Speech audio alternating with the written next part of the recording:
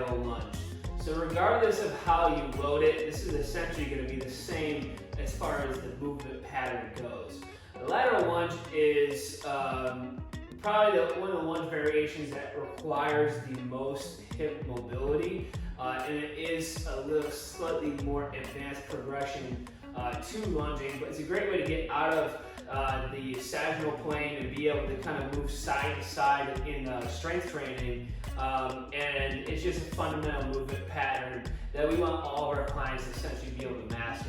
So to start out, I like to do a wide position, okay? So this would be more of a lateral lunge in place, okay? So you're gonna go out nice and wide. I want you trying to go past your shoulder width, essentially.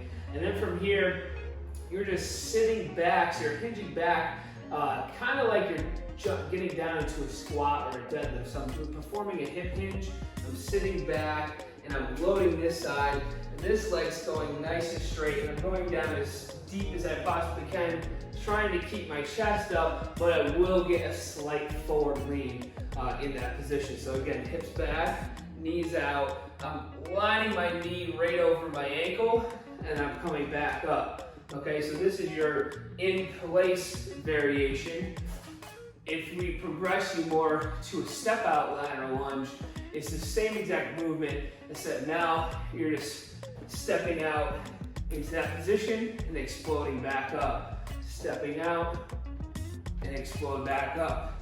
Now, if we say, indicate that I want you to do all the reps on one side and then switch to the other, that's how I want you to perform it, where you perform all the reps on one side.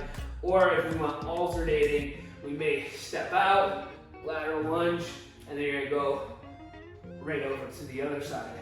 So regardless of how you load that, whether it's goblet, whether you have dumbbells or weight down below, whether in the front squat zercher or back squat position, the movement's essentially gonna be the same, and that's gonna be hips back, push that knee out, sink into that position. You should feel a pretty big stretch in that abductor and the other side of the hip, okay? Now when you sit back, and this side is pretty tight, try to avoid bending of the knee, but try to just sit down as deep as you possibly can while keeping this foot flat on the floor, not rotating out or getting up on the toe.